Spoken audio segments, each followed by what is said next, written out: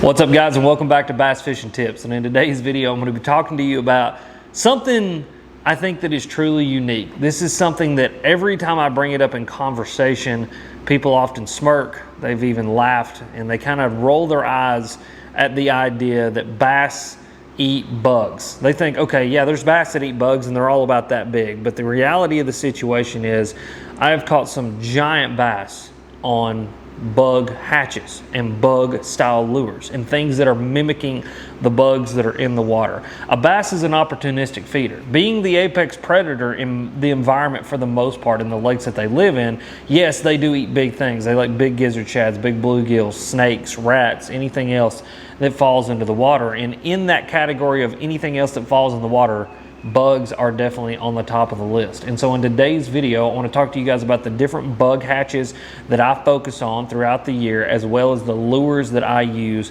to mimic those bugs and to get those bass to bite. And so without any further ado, let's get right into today's video and talk about this super fun topic.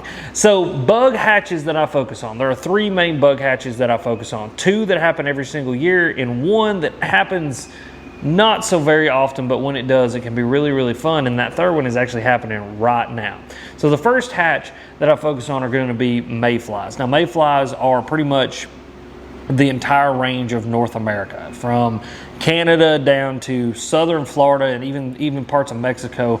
There are mayflies, and mayflies are just a small bug. I'll pop a picture of them up on the screen right here, and they primarily live in the water in their nymph stage, and as they start to kind of turn out of the nymph, turn into the bug that they're going to be, they will emerge out of the water, and then they use overhanging tree limbs, boat docks, or anything that's a hard piece of cover near the water to actually kind of get on to do the breeding process, then lay their eggs, and then the whole process just starts over again. It's kind of fascinating when you really look at mayflies, because just like shad, just like bluegill, the mayflies are just another food source for a bass or a bluegill or any other predatory fish to consume after their spawning period, which is really, really cool. It's one of those things, it's just the cycle of nature and the way that nature was made that really makes you look and go, dang, that's really cool to see that there are things in place for these bass to be able to recover after they spawn, or for any fish to be able to recover after they spawn. So the mayflies are the first ones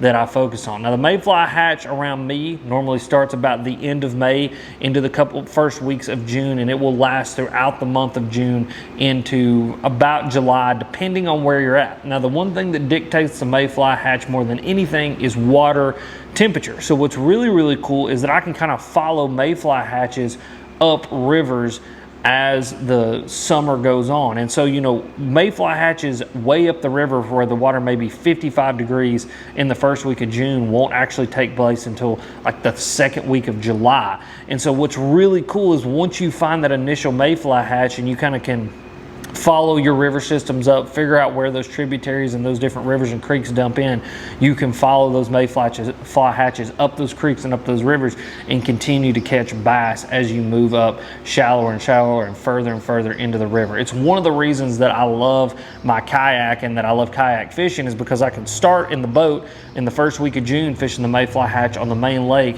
and then by almost the end of the summer I'm finding the tail end of the mayfly hatches way up creeks and rivers in my kayak when I'm doing floats and stuff like that. And the thing is, the big bass focus in on the mayflies and what is eating those mayflies, and you can put some really big fish into the boat. The second bug hatch that I look for are going to be cicadas. Now there's two different types of cicadas. You got your annual cicadas and your periodical cicadas.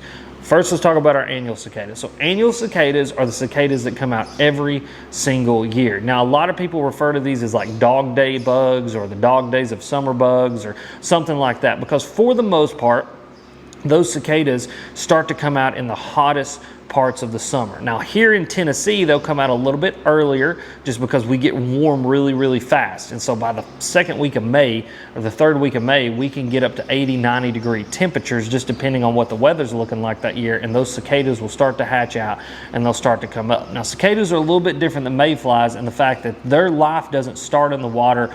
Their life starts in the ground. And what they'll do is they actually emerge from the ground, they climb up the trees, they hatch from their little shells, their little nymph stage, stage, and then they turn into what we know as like a cicada, and the cicada is what sits in the tree and screams at you all day long. That is a cicada. But the thing about those cicada hatches is a lot of the times they happen in, undeveloped areas. Anywhere that is undeveloped, meaning there's not a neighborhood, there's not a bank, a grocery store, something that has covered the ground in concrete. The covering of the ground in concrete and the cutting down of the trees in that area are what keep those cicadas from actually emerging. And a lot of times you just destroy that whole brood of cicadas that may have lived there when you pretty much industrialize something or develop something. And so a lot of the times when we fish, we're fishing in areas that are undeveloped. And so a lot of the times big cicada hatches will happen around bodies of water, because a lot of the times the land around those bodies of water are undeveloped. And so you can have a lot of cicadas that, even though they're coming out of the ground, they come out of the ground near water. They obviously fall into the water, they use the tree limbs, and as they start to fall into the water, again, becoming a food source not only for the bass, but the things that bass like to eat, and they will just get absolutely hammered by bass. Now the second one is periodical cicadas. And that's actually happening right now. We've had 2 cicada hatches 2 subsequent years. And the reason that that's happened with the periodical cicadas is they just lined up just right. The next time that this happens, I'll be dead and gone. We'll all be dead and gone. I think it's like 200 years before it happens again. But right now we're on brood, I'm not exactly sure, but these cicadas only come around every 13 years, which is absolutely crazy, but it is one of the coolest bites that you can experience. And I got to experience it when I was 14 years old the last time, and now I get to experience it again now. And it's just absolutely incredible to see this hatch happen and to see all of these cicadas come out. I mean, in my backyard right now, I don't know if you can hear them. You probably heard them in the last video. There are hundreds of thousands of cicadas in the tree, and they're these little black and orange cicadas.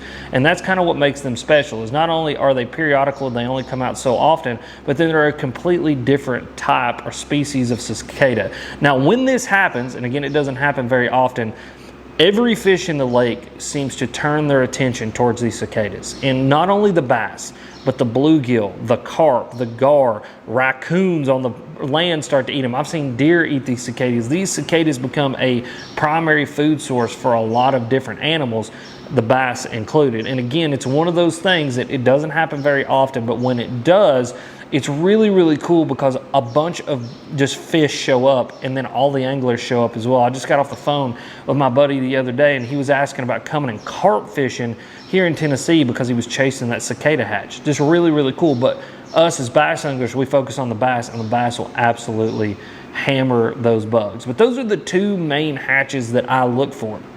And what's really cool about these bug hatches is this is not something that is new to fishing at all. This is something that, trout anglers and fly anglers have been doing for centuries. They look at the hatches, they make lures that mimic those bugs that are hatching out, and then they go and catch trout on them. This is just something that, for me, I started to notice probably 4 or 5 years ago when I started using some different bug lures to mimic the annual cicadas. I saw these cicadas floating on the top of the water, and I was seeing big bass, not like 2 and 3 pounders, but I'm talking 4, 5, 6, and even bigger pound fish coming up and just sipping mayflies and sipping cicadas off the top of the water, not eating them in like the big dramatic fashion that we often associate with topwater bites, but simply just easing up and easing back down and eating those cicadas and those mayflies. And then also they were focusing on things like bluegill and bait fish that would move up there and eat those bugs as well. And so you got 2 main things that the bass are focusing on during these bug hatches. Number 1's the bugs themselves, but then number 2 are the bluegill and the other bait fish that those bugs also feed in addition to the bass. So what lures do I use? That's what we're all here for. I'm going to give you guys 3 lures that I use to really, I think, do a good job of not only mimicking the bugs themselves, but just doing a good job of just generally being something that is subtle and kind of gives off the same vibe, the same vibration, the same water displacement, and the same look that a lot of those bugs do. Because that's the thing about the bugs. You watch these mayflies, you watch these cicadas on top of the water. It's not like a super violent process when they hit the water. It's a very subtle ripple. It's just them trying to get off the top. And a lot of the times the bass, with the the action of these lures not being super aggressive, again, their bites are not super aggressive. And so I've had to do a really good job of kind of picking some things that have done a really good job of mimicking those bugs, because if you overpower it, a lot of times you won't get bites.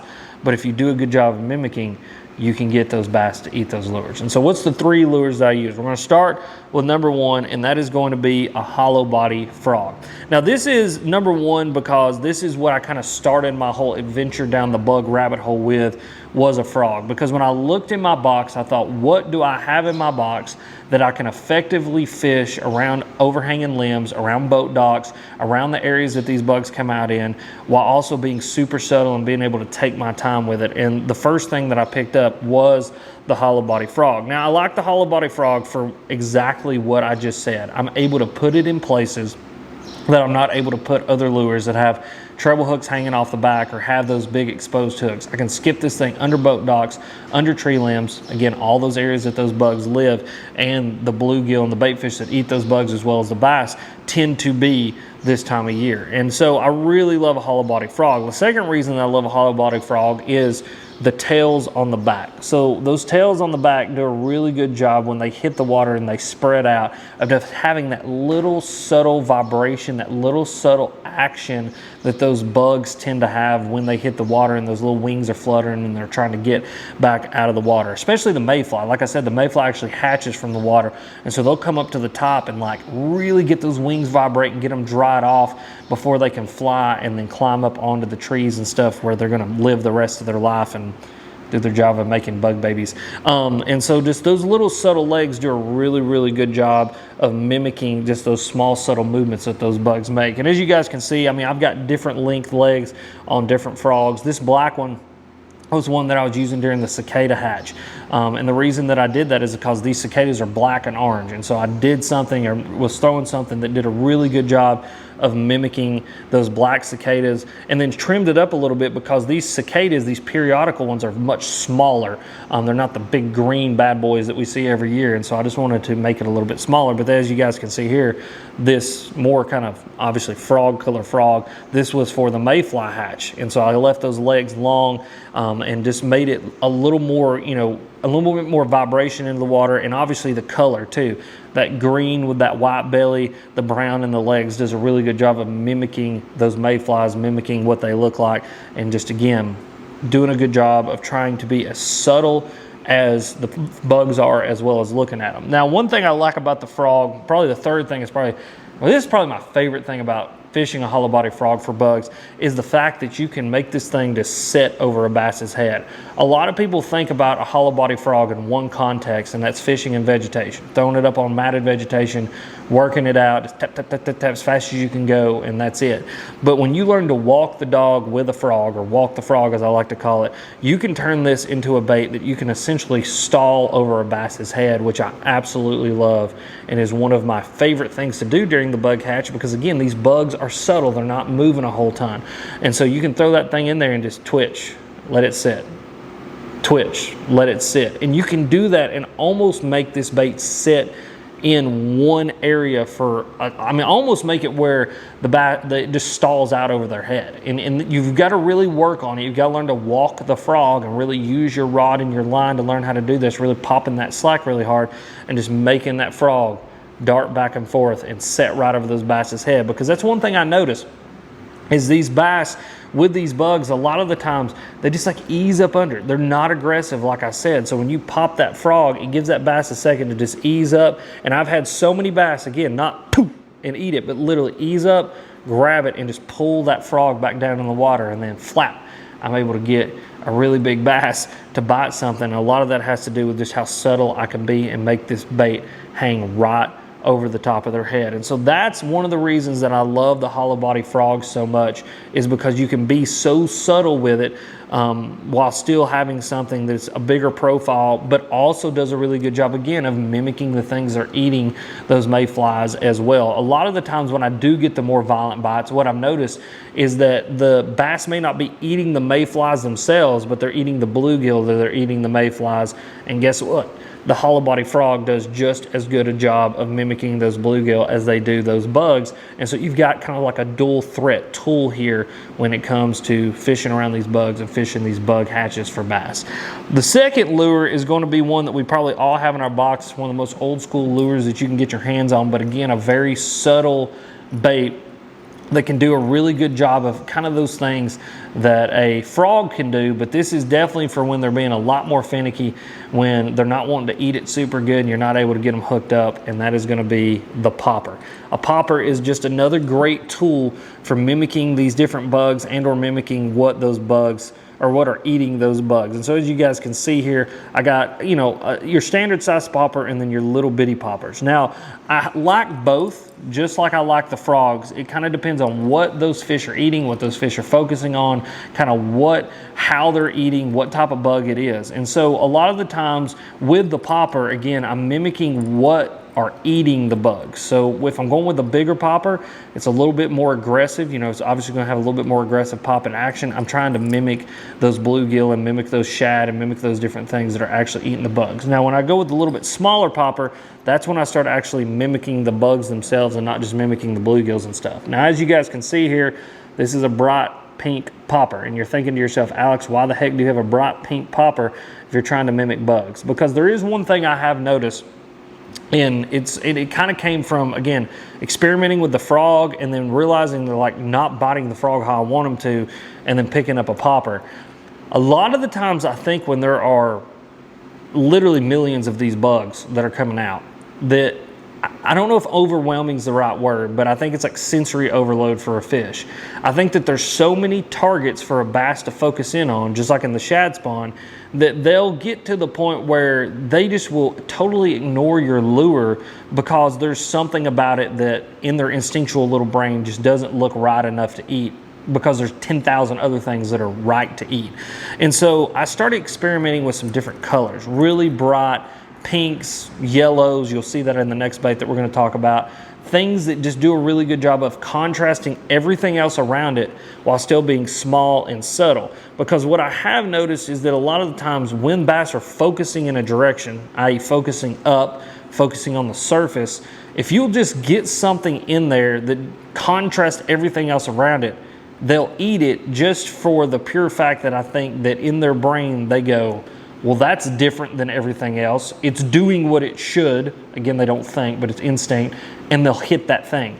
And so I started experimenting with some bright pinks, some bright greens, some bright oranges, just really bright colors, things that contrast really, really well, and notice that the bass will bite them. And it's the same thing with the white. You know, the white does a good job of looking like bait fish, but then it also contrasts the environment around it really, really well. You could say the same thing with even the solid black frog, or even the white and the greens on the bellies of this thing. As natural as it can be, it does a really good job of contrasting the environment around it. But again, a popper is an awesome tool because you don't always have to pop it, and it does a really good job of stalling out over the top of the bass, just like the frog does.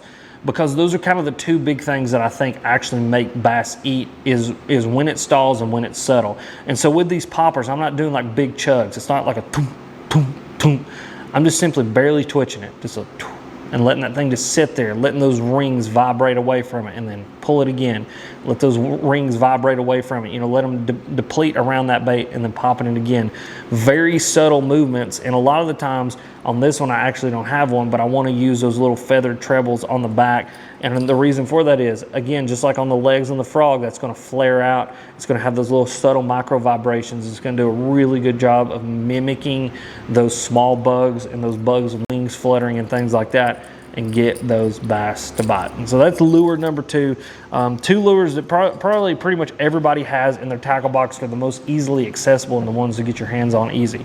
Now these next ones are going to be a little bit harder to get your hands on oftentimes because they're just kind of hard to find. I know a few different tackle retailers have them, but they're not always in stock.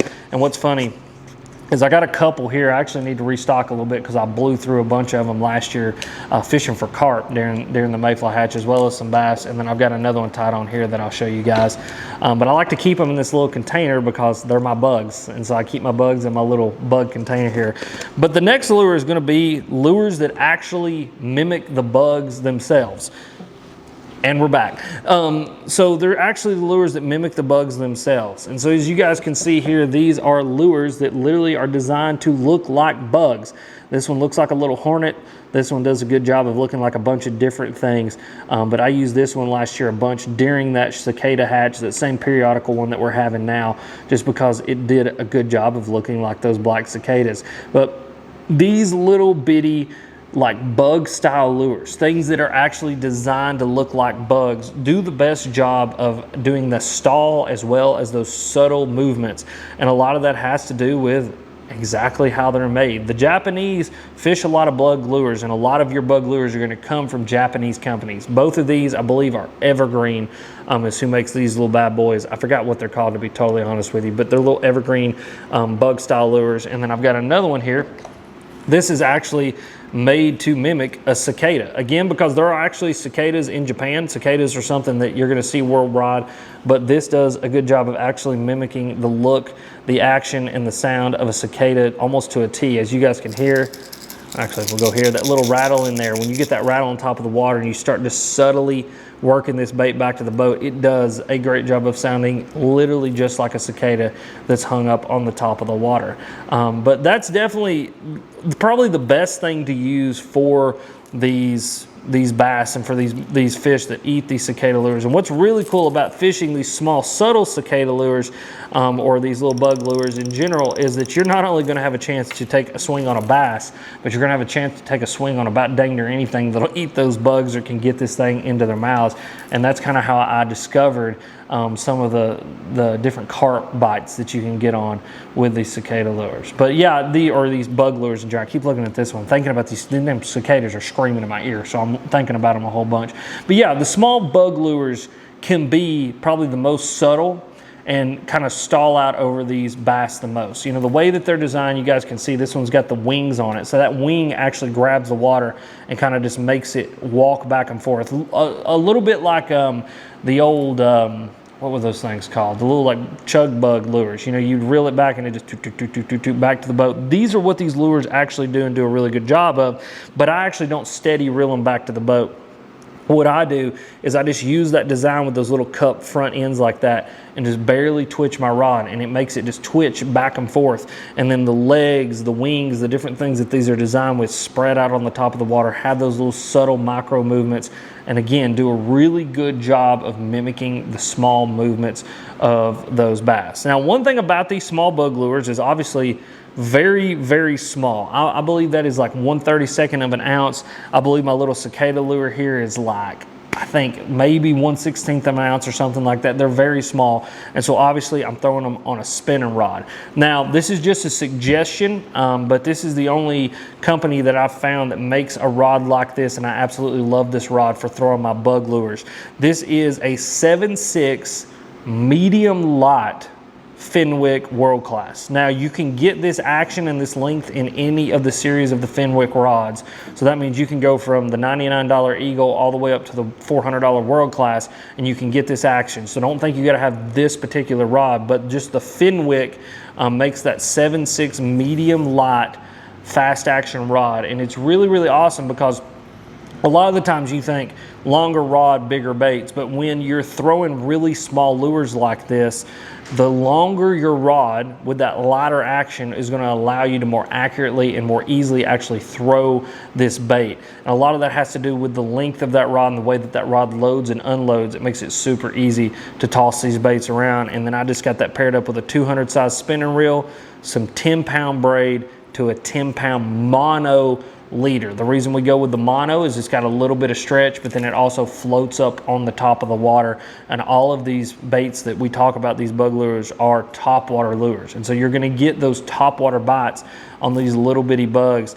And then two, that rod allows you with these smaller hooks, because again, tiny little hook on this guy, tiny little hook on the other bug lure. You want something that you're going to be able to fight those fish with, but then not bend those hooks out. And the best way to do that is a spinning rod, drag backed off quite a bit. And a lot of the times, I will tell you this is a small tip if you do get some of these bug lures, Don't like dramatically set the hook.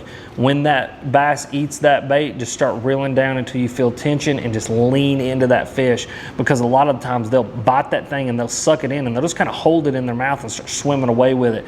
And sometimes it can be hard to get these hooks actually into their mouth, get these baits turned the right way, and you'll pull it away from them a lot of the times. It's kind of the downfall to this bait, especially because this bait sits on top of the water like this, hooked down like you would imagine like a trout lure would be. So those bass are going to ease up and they're going to clamp their mouth down, and a lot of times you're going to hook them in the bottom of the mouth.